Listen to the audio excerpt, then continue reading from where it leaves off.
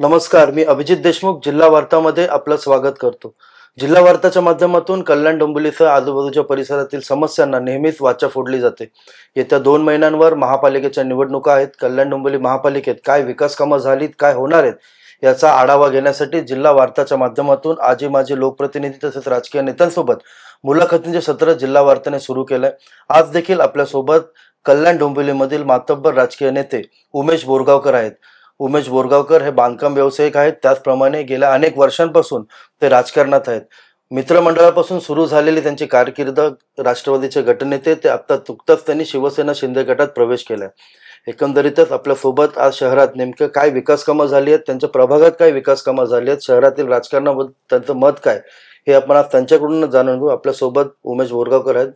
बोरगावकरचे नमस्कार. जिल्हा वार्तामध्ये आपलं स्वागत. नमस्कार. एकंदरीतच जिल्हा वार्ताच्या टीमचं मी स्वागत करतो. एकंदरीतच आपण जर पाहिलं तर आता कल्याण डोंबिवली शहर बदलतंय असं वारंवार सत्ताधाऱ्यांकडून आणि लोकप्रतिनिधींकडून सांगितलं जातं. प्रशासनाकडून दावा केला जातोय. तुम्ही स्वतः बांधकाम व्यावसायिक आहात. गेल्या अनेक वर्षांपासून तुम्ही राजकारणात आहात, समाजकारणात आहात. काय वाटतं तुम्हाला नागरिक म्हणून, खरंच शहर बदलतंय? होय, या शहराला म्हणजे परिवर्तन हा निसर्गाचा नियम आहे. विकास होतोय. या ठिकाणी मेट्रोच्या माध्यमातून म्हणा किंवा जे डीपी रोड मोठे करण्यात आलेले आहेत, एक 45 मीटर रुंदीचा रस्ता, रिंग रूटचा मोठा रस्ता करण्यात आलेला आहे, किंवा ह्या ठिकाणी येणारे मोठमोठे गृहसंकुल बघा. ह्या जी राहणीमानाचा दर्जा आहे तो कुठेतरी उंचावला जातोय. म्हणजे जो वर्ग ठाण्याकडे किंवा पुढे वरच्या भागात जायला मागत होता तो आता कर्जत, कसारा, अंबरनाथ, बदलापूर हा जो परिसर आहे, इथली लोक कल्याणमध्ये जास्त मोठ्या संख्येने स्थलांतरित होत आहे. या शहराच्या विकासाचा हा मोठा पाया आहे. लोकसंख्या एकीकडे वाढते, मात्र शहरातील समस्या देखील त्याच प्रमाणात वाढताना दिसतात. अनेकदा विरोधकांकडून आरोप केला जातोय की रस्त्यांची कामं रखडलेली आहेत. आपण आता उल्लेख केला रिंग रूटचं काम रखडलेलं आहे. शहरात अनेक ठिकाणी पाणी टंचाई आहे. काय सांगाल ते? नाही, समस्या ज्यावेळेला तुमच्याकडे मोठमोठे कॉम्प्लेक्स उभे राहतात किंवा राहणी म्हणजे लोकसंख्या वाढते, त्यावेळेला अर्थातच नियोजन केलं गेलं पाहिजे आणि ते नियोजन केलेलं आहे, परंतु अंमलबजावणीला कुठेतरी आपण कमी पडत आहोत. आता ह्या 4 ते 5 वर्षामध्ये लोकप्रतिनिधी राजवट नसल्यामुळे कदाचित असेल, किंवा इतर काही म्हणजे समस्या पूर्वी पण होत्या, आताही आहे, पण त्या प्रमाणात लक्ष दिलं गेलं नाही. आणि आज पिण्याच्या पाण्याची जी समस्या म्हणाल तर आम्ही स्वतःच नदीच्या आंदोलनाच्या माध्यमातून हा आवाज उठवलेला आहे. आणि आपल्याला असणाऱ्या पाण्याची क्षमता आपल्याला मिळते, परंतु त्याचं जलशुद्धीकरण केंद्राच्या माध्यमातून शुद्धीकरण करून ट्रान्समिशन आणि डिस्ट्रीब्युशनला आम्ही कमी पडतोय. तर त्या ठिकाणी एक अद्ययावत नवीन यंत्रणा येणं गरजेचं आहे. ज्या ठिकाणी मोठमोठ्या जलवाहिन्या टाकल्या गेल्या पाहिजे शुद्ध पाण्याच्या, त्या टाकलेल्या असताना शुद्ध पाणीच जर आपण निर्माण करू शकलो नाही तर त्या वाहिन्यांचा आपण करणार काय? नुकतंच आता तुम्ही खडकपाडा व्यापारी आणि रहिवासी संघटनेचे देखील या ठिकाणचे अध्यक्ष आहात. काही महिन्यांपूर्वीच, म्हणजे जवळपास महिनाभरापूर्वीच तुम्ही महापालिकेवर हंडा मोर्चा नेला होता. तुमचं असं म्हणणं होतं की अनेकदा पाठपुरावा करूनही महापालिका दुर्लक्ष करते. नेमकं तुमच्यासारख्या लोकप्रतिनिधींनी पाठपुरावा केल्यानंतरही ही महापालिका दुर्लक्ष करत असेल तर खरंच प्रशासन ऐकत नाहीये? मोर्चे, आंदोलन आणि निदर्शनं हा माझा म्हणजे स्थायी भाव आहे. माझ्याकडनं तो पहिलाच मोर्चा नव्हता. अनेक मोर्चे मी या आधी अनेक विषयांसाठी काढलेले आहेत आणि ते यशस्वी झाले. ज्या वेळेला प्रशासन नोंद घेत नाही, दखल घेत नाही, आता आया बहिणींना पिण्याच्या पाण्याची तीव्र समस्या जाणवल्यानंतर तो उद्रेक असतो. तो उद्रेक ज्या वेळेला होतो त्यावेळेला जनतेसोबत असणं आणि तो उद्रेक प्रशासनाच्या नजरेत आणून देणं कार्यकर्त्याचं काम असतं. आणि हा उद्रेक ज्या वेळेला आम्ही काय होतं की मी आत्ता बोललो की प्लॅनिंग म्हणजे तुमचं डिस्ट्रीब्युशन हा कुठेतरी चुकतंय. पाण्याची झोनिंग पद्धतीने पाणी दिलं गेलं पाहिजे. एखाद्या एरियाला तुम्ही 4 तास पाणी देताय, पण तुम्ही 3 तास द्या, पण ते प्रेशरने द्या.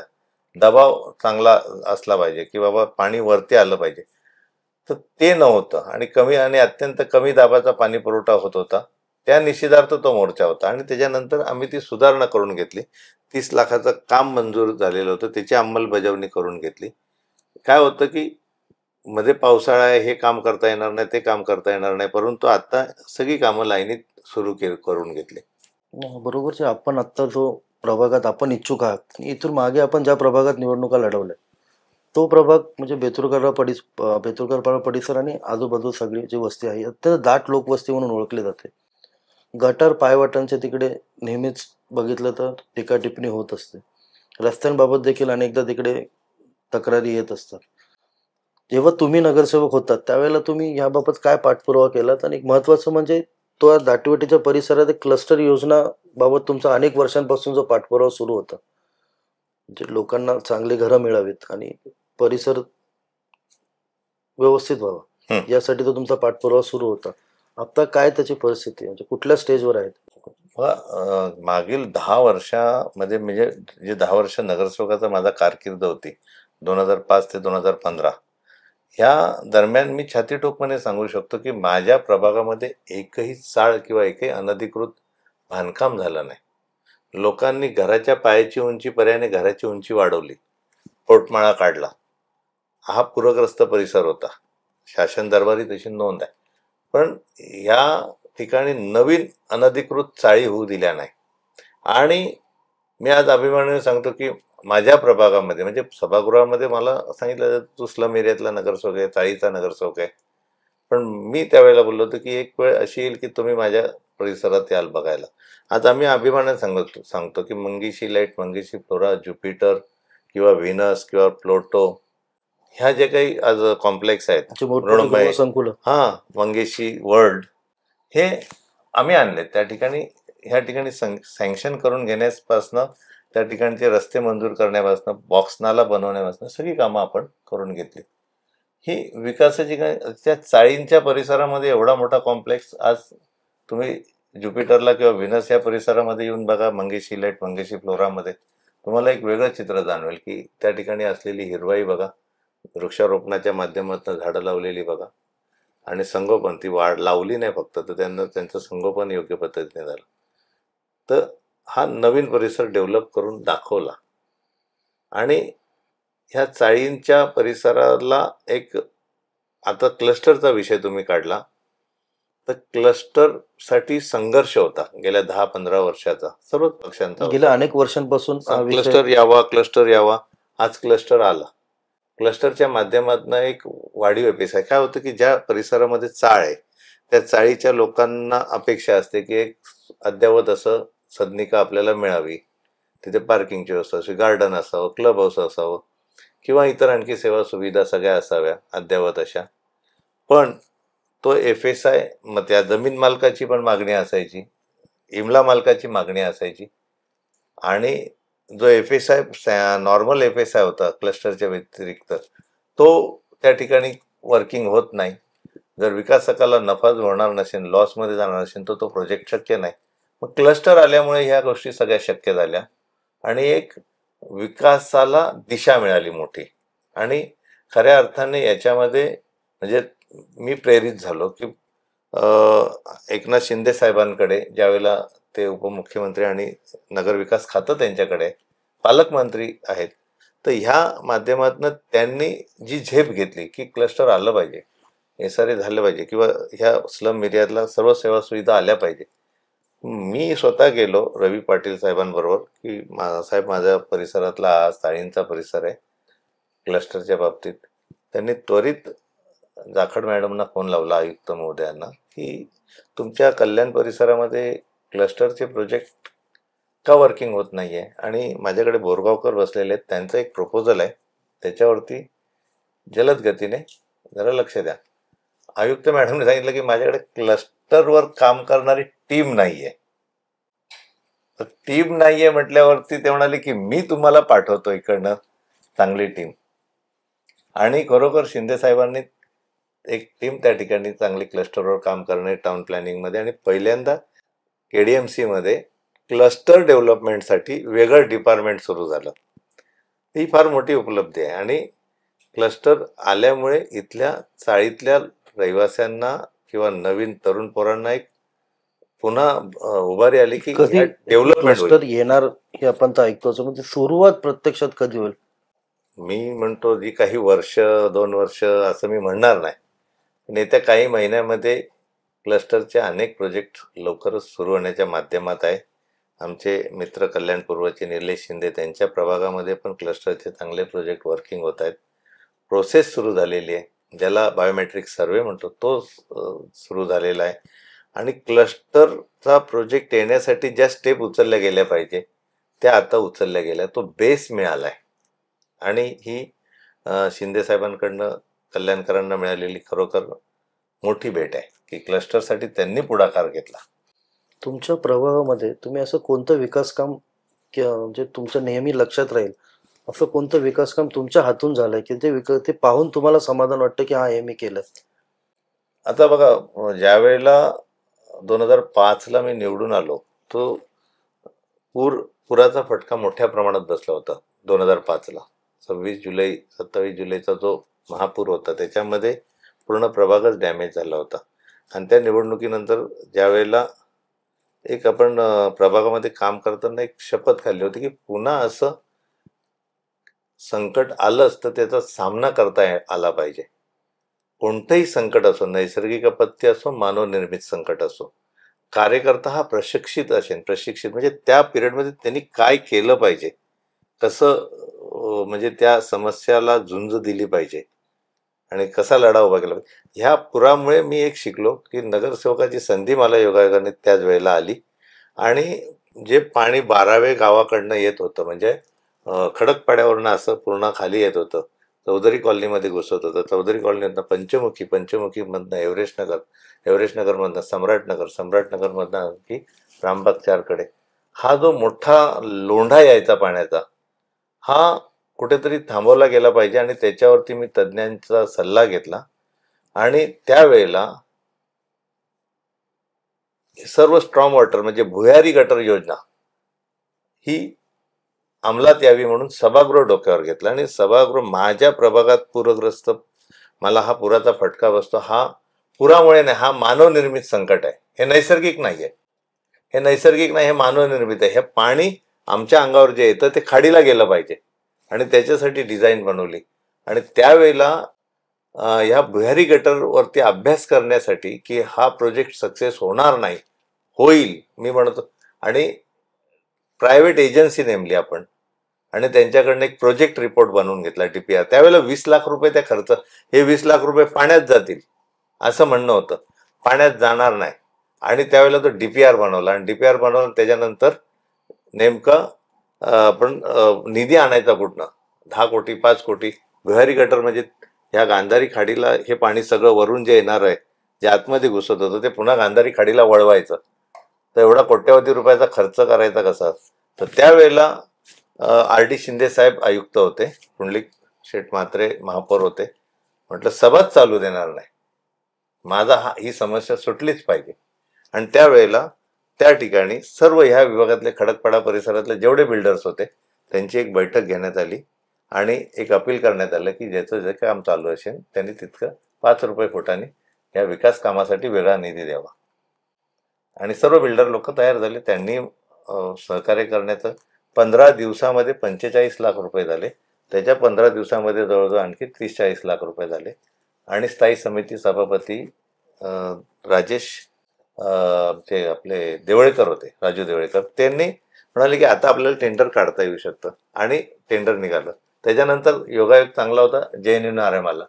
JNU मधनं पाहिजे तेवढा फंड मिळाला आणि तो फंड मग हे काम पूर्ण झाल्यानंतर आज पुराचा फटका बसत नाही आमच्या वार्डात. नाही तर परिस्थिती आता बाहेर होती. आमचं सम्राटनगर असू द्या, एव्हरेस्ट नगर असू द्या किंवा आणखी पंचमुखी परिसर असू द्या, चौधरी कॉलनी तर पूर्ण पाण्यात असायची. आता त्या ठिकाणी इमारती झाल्या. तर हे फार मोठं समाधान देणारं काम होतं की आव्हान स्वीकारायचं. मला त्यावेळेस म्हणाले तू काय करतोयस, हे शक्य आहे का? शक्य आहे, का नाही शक्य? आणि ते शक्य झालं. आणि आज त्या भुयारी गटर ज्यावेळेला मी बघतो गांधारी खाडीला, त्यावेळेला फार समाधान लागतं. जशी तुमच्या प्रभागामध्ये इतर समस्या तुम्ही सोडवताय, एक समस्या मात्र कल्याण डोंबिवलीकरांना आतापर्यंत तीच राहिलेली आहे, ती म्हणजे आरोग्याची. तुमच्या प्रभागात देखील स्लम पोर्शन बऱ्याच प्रमाणात आहे. अनेक इकडे गरीब जे आहेत त्यांना आजही कल्याण डोंबिवलीच्या रुग्णालयांमध्ये थंडी ताप व्यतिरिक्त ट्रीटमेंट मिळत नाहीये. नगरसेवक असताना, राजकारण्याच्या भूमिकेत असताना, सत्ताधाऱ्यांसोबत असताना आरोग्याबाबत काही पाठपुरावा केला होता तुम्ही? येस. या बघा आता कसं होतं, प्रत्येक नगरसेवक हा कोणत्या ना कोणत्या प्रभागातनं निवडून त्या ठिकाणी सभागृहात आलेला असतो. परंतु सभागृहात आल्यानंतर त्याची नैतिक जबाबदारी जरी प्रभागासाठी असली तरी पूर्ण नैतिक जबाबदारी त्याची पूर्ण कल्याण शहरासाठी असते. आणि ज्या वेळेला शहराचा विषय येतो किंवा पूर्ण महानगरपालिका क्षेत्रातला विषय येतो त्यावेळेला वैद्यकीय म्हणजे ही तुम्ही जी समस्या मांडली की वैद्यकीय सेवा सुविधांच्या बाबतीत, तर बजेटमध्येच तरतूद आहे. सभागृहामध्ये ज्या वेळेला बजेट हा विषय येतो तो त्या ठिकाणी तुम्ही किती आक्रमक आणि किती सक्षम आणि तुम्ही अभ्यासू वृत्तीने त्या बजेटमध्ये लक्ष घालून मंजुरी देतात, त्यावेळेला खरी कस ह्या विकासाची जोडलेली असते त्या शहराच्या. आणि बजेटमध्ये ह्या तरतुदी झाल्या पाहिजे याच्यासाठी आम्ही संघर्ष करायचो. आम्ही विरोधी पक्षात होतो त्यावेळेला की बजेटच्या 5% तर तुम्हाला आरोग्य सेवा सुविधांना दिलाच पाहिजे आणि त्या माध्यमातनं आम्ही आवाज उठवायचो. परंतु ह्या कोविडच्या नंतर तर पूर्णपणे म्हणजे सर्व खर्च कोविडवरती गेला.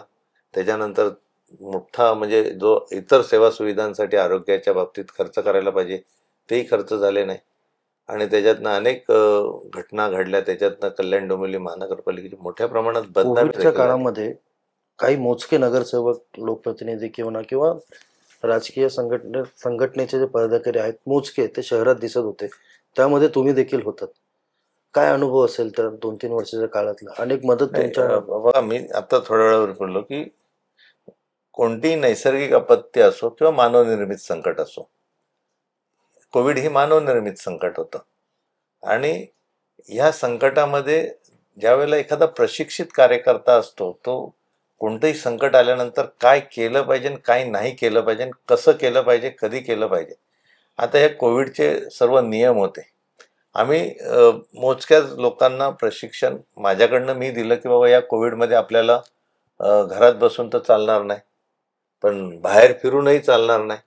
मग तुम्हाला कोणत्या नियमांचं पालन केलं पाहिजे आणि कशा पद्धतीने याच्यावर नियंत्रण आणलं पाहिजे. आज अभिमानाने सांगतो की बेतुरकर पाड्यावरती उमेश बुरगावकर यांचं जे जनसंपर्क कार्यालय ते एकमेव ठिकाण असं होतं की इथून काळा तलाव असू द्या, 12वे असू द्या किंवा बिर्ला कॉलेज असू द्या किंवा आदरवाडी असू द्या, या संपूर्ण पट्ट्यामध्ये हे एकमेव सेंटर असं होतं की ज्या ठिकाणी वॅक्सिनच्या बाबतीत म्हणा, RT-PCR बाबतीत म्हणा किंवा आणखी तुम्हाला इतर कोणत्याही कोविडच्या बाबतीतली सहकार्य मदत प्रत्येक जण आपापल्या परीने करतो. मी एकटा करतो असं मी कधीच म्हणणार नाही. प्रत्येक जण आपापल्या परीने या संकटाला झुंज देत होता.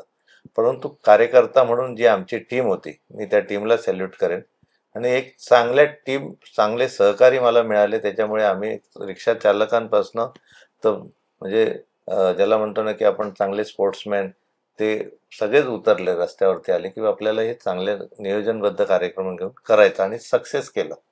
ज्या वेळेला आजही म्हणजे जी संख्या होती कोविडांची, आज 700-800 पेशंटना आपण पुन्हा घरी आणू शकलो, ही फार मोठी समाधानाची गोष्ट होती आमच्यासाठी.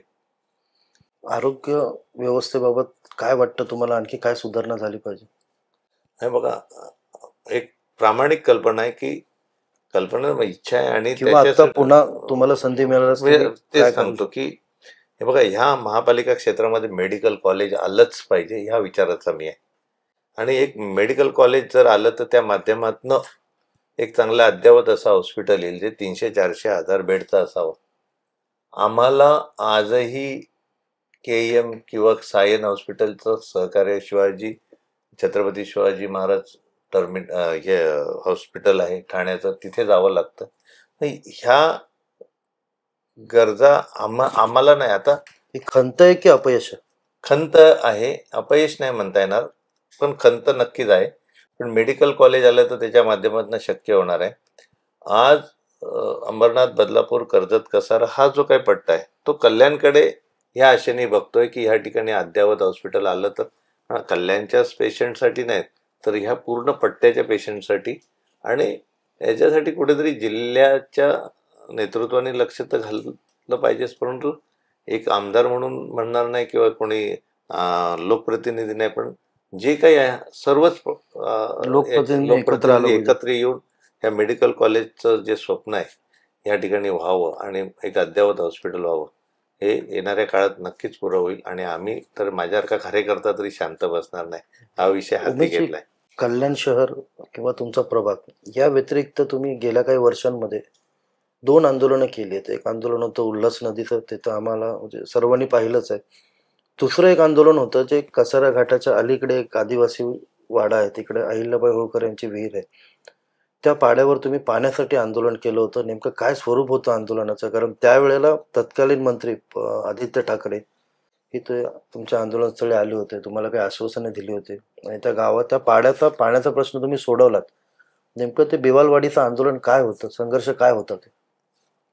नाही, काय झालं, मी कल्याणकर संस्था जी आहे, नितीन निकम ते अध्यक्ष आहेत आणि सर्व आहेत. तर त्यांच्याकडे त्यांनी टीव्हीवर बघताना एक जी आदिवासी महिला रडताना दाखवलेली आहे की तिचे पाण्याविना जे हाल होत आहे आणि ती आपल्या माहेरच्या लोकांना कोसत होती की तुम्ही मला इथे लग्न करून मला इथे मरायला पाठवलंय, तुम्ही इथे माणूस म्हणून जगू शकत नाही, या गावामध्ये पाणी नाही. आणि ती शोकांतिका त्या टीव्हीवर बघितल्यानंतर नितीन निकम निकल पडे की चलो बिवलवाडी किधर आहे देखेंगे. गेल्यानंतर त्यांनी मला बोलले की उमेश, ही अशी अशी भयान परिस्थिती आहे, आपण नाशिकला वर्षातनं 4 वेळा जातो परंतु ह्याच गावावरून जातो, इथे इतकी भयान परिस्थिती आहे. आणि कैलास शिंदे ते आले, त्यांनी परिस्थिती बघितली. खासदार श्रीकांत शिंदे साहेबांच्या कानावर सगळा विषय टाकला. त्यांनी तातडीने 4-1 लाख रुपये खर्च करून म्हणजे पाण्याची जलकुंभ जो असतो तो बसवला, पाण्याचा टँक प्लॅस्टिकची ती. तर मग त्याच्यानंतर कृत्रिमरित्या त्या विहिरींमध्ये टँकरद्वारे पाणी सोडून तात्पुरता त्यांची व्यवस्था, पाण्याची तीव्रता कमी करण्यात आली, जी जहाल समस्या होती. आणि मग ह्या भयान परिस्थितीच्या बाबतीत आदित्य ठाकरे साहेबांना ज्या वेळेला कळलं, ते मंत्री महोदय ह्या नात्याने त्या ठिकाणी आले. त्यांच्यासोबत कलेक्टरांसह आणखी दादा भुसे साहेब आदरणीय सगळेच मंडळी आले. त्याच्यात त्यांनी ज्यावेळेला ती भयान परिस्थिती बघितली, आदिवासींशी संपर्क साधला, तर त्याच्यात त्यांना तातडीने उपाययोजना करण्याचे आदेश शासनाला दिले आणि आज तिथल्या विहिरींना चांगलं पाणी आहे. पाणी समस्या सुटली का गावची? समस्या सुटली बऱ्यापैकी. आता ही जी काही परिस्थिती आहे, हा झाला एक विषय. उल्हास नदीचा कार्यकर्ता म्हणून कसं असतं की आम्हाला एक प्रभाग मर्यादा नाहीये. माझ्यासारख्या कार्यकर्त्याला एक प्रभाग किंवा एक विभाग किंवा माझ्याच कार्यकर्त्याला हे जिथे जाईल तिथे रस्त्याने केळीचं साल पडले ते बाजूला टाकणं कार्यकर्त्याचा धर्म. कोणीतरी पडेल, हा माझ्या वॉर्डातला रस्ता आहे का, हे केळीचं साल माझ्या वॉर्ड, तसा काय विचार करून चालत नाही. तुमची जी राजकीय कारकीर्द होती, तुम्ही भवानी मित्रमंडळापासून तुम्ही सामाजिक जीवनाला सुरुवात केली. कालांतराने राष्ट्रवादीत प्रवेश केला, राष्ट्रवादीची उमेदवारी मिळाली, तुम्ही 2 टर्म नगरसेवक होतात, गटनेते होतात. त्यानंतर पुन्हा निवडणुकीला सामोरे गेलात. आता तुम्ही पुन्हा शिवसेना शिंदे गटात प्रवेश केला. नेमकं असं काय घडलं होतं की इतक्या वर्षाची राष्ट्रवादीची साथ सोडली तुम्ही? नाही, राष्ट्रवादीची साथ म्हणजे काय, पक्षातनं माझ्यावर काही अन्याय झाला वगैरे काही नाही. पक्षाने मला भरपूर काही दिलं आणि पक्षाच्या वरती नाराजगी असण्याचं कारणच नाही. माझ्या डोळ्यासमोर आज माझा प्रभाग दिसतोय, माझा बेतुरकर पाडा, माझा चिकनघर, माझा काळा तलाव परिसर. ह्या परिसरामधल्या ज्या काही विकास योजना आहेत किंवा बाबा विकासाची गंगा ह्या परिसरात आली पाहिजे, क्लस्टर आलं पाहिजे, अमुक झालं पाहिजे, गार्डन आलं पाहिजे, शाळा झाली पाहिजे, रस्ते झाले पाहिजे. ही जी विकास आता ह्या 8-10 वर्षामध्ये एवढी काही विकासाची कामं अपेक्षित होती ती अनेक ठिकाणी अपेक्षा भंग. आणि ह्या मधल्या सिच्युएशन मधल्या पिरियडमध्ये आमच्या प्रभागातले जे काही आमचे मित्रमंडळी कार्यकर्ते, एक समूह आहे आमचा सगळ्या कार्यकर्त्यांचा, की पुन्हा आपल्याला एक लोकहित, विकास कामं आणि आपल्या परिसराचा सर्वांगीण विकास हे याला महत्त्व दिलं गेलं पाहिजे, हा आवाज उठला. आणि जर आपल्याला आपल्या परिसराचा विकास करायचा असेल तर एकनाथ शिंदे साहेबांबरोबर जॉईंट होणं हा एकमेव पर्याय होता. आदरणीय खासदार श्रीकांतजी शिंदे साहेब यांचा यांच्या मतदारसंघात फिरताना म्हणा किंवा यांच्यासोबत यांची काम करण्याची जी एक टेम्पो जो आहे त्यांचा, तर यांच्याबरोबर ह्या टीमबरोबर जॉईन झालं तर आपला परिसराचा विकास हा निश्चित आहे. आणि ह्या भावनेतनं सर्वांगीण विकासासाठी प्रभागाच्या आम्ही आदरणीय एकनाथ शिंदे साहेबांच्या आणि या शिवसेनेमध्ये जॉईन झालो. भगवा हाती घेतला तो विकासासाठी, या परिसराच्या सर्वांगीण विकासासाठी.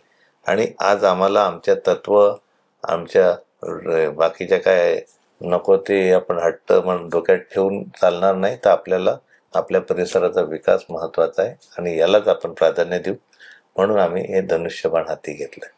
माझ्या प्रभागातील जे ज्येष्ठ शिवसैनिक आहेत किंवा शिवसेनेचे पदाधिकारी आहेत, त्यांच्यामध्ये एक उत्साहाचं वातावरण की आम्हाला हे पाहिजे होतं. उमेश भाऊ, तुम्ही शिवसेनेत आलात. आणि त्यापुढेही जाऊन सांगायचं म्हणजे आदरणीय आमदार महोदय विश्वनाथ दादा भोईर यांनी सर्व बाबतीत की उमेश माझ्यावर विश्वास, निधीची कुठे कमी पडणार नाहीत, एक आमदार म्हणून माझं पूर्ण सहकार्य राहील. आणि तीच भूमिका शहर प्रमुख रवी पाटील साहेब यांनी घेतली, नानांनी, की उमेश हा माझा शब्द आहे.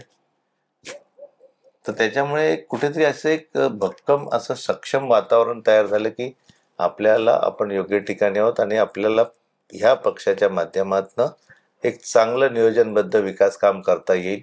वैजयंतीताई घोलप आहेत, त्यांनी मला फार चांगलं मार्गदर्शन या ठिकाणी केलं की ह्या नियोजन म्हणजे एक सक्षम चांगलं काम करत असताना एक सक्षम नेतृत्व आजूबाजूला आहे याची जाणीव झाली. आणि माझ्यावरती जो मागे हल्ला झाला होता कळत न कळत, तो गैरसमज होते, त्यावेळेला मी तो अनुभव घेतला की धडाधड सगळी यंत्रणा कामात लागली आणि एक प्रोटेक्शन दिलं, सहकार्य दिलं. ह्या कुटुंब म्हणजे शिवसेना हा कुटुंब आहे ही जाणीव मला झाली. त्याच्यामुळे मी योग्य ठिकाणी ही समाधानाची गोष्ट आहे. उमेशजी, आजच्या काळामध्ये जो सध्याच्या राजकीय घडामोडी सुरू आहेत राज्यभरात म्हणा किंवा देशभरात म्हणा, तरुण वर्ग कुठेतरी राजकारणापासून लांब जातोय, समाजकारणातून काढता पाय घेतोय. काय आव्हान कराल तरुणांना? नाही, बघा, जेव्हा काही ह्या देशामध्ये चांगलं निर्माण करायचं आहे त्याला तरुणांची साथ असणारच. परंतु तरुणांचा राजकारणाकडे बघण्याचा दृष्टिकोन थोडा वेगळा होतोय. तर ह्या वेगळ्या होण्याला अनेक पैलू आहेत, अनेक कारणं असू शकतात. किंवा तत्वहीन राजकारण म्हणाल किंवा काही स्वार्थी म्हणाल, भ्रष्टाचाराची संख्या वाढलेली म्हणाल किंवा आणखी अनेक काही ज्याला आपण म्हणू शकतो की आश्वासनं काय दिली जातात, भाषणं काय केली. हा तरुण वर्ग असा ह्या सर्व बाजूनी एक ज्याला म्हणतो कन्फ्यूज झालेला आहे. परंतु हा कन्फ्यूज नाही आहे, हा काय म्हणतो तो आत्मपरीक्षण करणारा वर्ग आहे. आणि एकदा का हा वर्ग पेटून उठला तर दिशा देऊ शकतो. बघा, आपल्याकडे लोकशाही आहे आणि लोकशाहीचे जे काही अधिकार आहे आणि ज्याला आपण म्हणतो की संविधान आहे, संविधान कळलं तर देश कळला. तर ज्या दिवशी ह्या तरुणांना संविधान कळेल ना, माझा शब्द आहे, त्या दिवशी ह्या देशामध्ये फार मोठी क्रांती होईल. क्रांती ती विचारांची क्रांती असेल, तत्वांची क्रांती असेल, विकासाची क्रांती असेल, प्रगतीची. कारण संविधान ह्या तरुण वर्गाला समजून सांगणारा आणि ह्या तरुण वर्गाने तो संविधान समजून घेणारा, अधिकार आणि कर्तव्य, मी भारतीय आहे म्हणजे नेमकं काय आहे, तर संविधानाच्या विषयी असलेली आत्मीयता किंवा संविधानाच्या विषयी असलेलं ज्ञान हे आत्मसात झाल्यानंतर तो खऱ्या अर्थाने देशनिर्मितीला सुरुवात होईल. तर लोकशाही हा पाया आहे, संविधान हे ध्येय आहे. काय विजन असणार आहे? तुम्ही पुन्हा एकदा निवडणुकीला सामोरे जाताय, बरीच विकास कामं केलीत, पण आता काय तुमचं विजन असणार आहे? नेमकं आता तुम्ही काय विकास कामं जनतेसमोर घेऊन जाणार आहात? काय तुम्हाला करायचे? नाही, विकास कामं म्हणजे बघा, आज कल्याण डोंबिवली महानगरपालिकेच्या विकास आराखड्याबद्दल जर बोललो आपण तर 96 ते 2016 पर्यंत हा विकास आराखडा कालावधी होता. आता 2016ला विकास आराखडा संपला, त्याची तारीख आज 2025 चालू आहे. नवीन विकास आराखडा जन्माला आला पाहिजे होता आणि ह्या आता पहिले 27 गावं नव्हती, आता 27 गावंही नाहीत. तर ह्या 27 गावांचा विकास आराखडा जो नजरेसमोर जर नवीन विकास आराखडा बनवला गेला तर आम्हाला तो विकास आराखडा डोळ्यासमोर ठेवून नियोजनबद्ध आणि अंमलबजावणी युक्त असा एक खमका कार्यक्रम घेऊनच सभागृहाला पुढे जावं लागणार आहे. काय होतं की एखादी योजना आली तर तिला निधी ज्यावेळेला मंजूर होतो तो एक 50 कोटीचा निधी मंजूर असेल, पण ते काम त्या कालावधीत केलं गेलं तर 50 कोटीचं आहे, रखडलं तर 70 कोटीचं, आणखी रखडलं तर 100 कोटीचं. मग 50 कोटी मध्ये ते 100 कोटीचं 70 कोटीचं काम होत नाही, मग पुन्हा ते काम अर्धवट राहतं किंवा ते काम अर्धवट सोडावं लागतं. पण असं होतं का म्हणे, एक ठराविक कालावधीमध्ये ठराविक निधीमध्ये हे काम यशस्वी झालंच पाहिजे. नियोजनबद्ध विकास डोळ्यासमोर ठेवूनच हे कामं करायला लागतील. शहराचा विकास आराखडा रेडी आहे, फक्त अंमलबजावणी बाकी आहे आणि टप्प्याटप्प्यात ती अंमलबजावणी झाली पाहिजे. हा एक विजन असलेला मी कार्यकर्ता आहे आणि माझ्यासारखं टार्गेट ठेवूनच काम करतो की हे झालंच पाहिजे, ह्या वेळेत घडलंच पाहिजे. म्हणजे एकंदरीत नियोजनबद्ध आराखडा तयार करण्यासाठी किंवा ते विकास कामांसाठी तुम्ही आश्वासित करता. येस, मी कटिबद्ध आहे. आणि कसं आहे,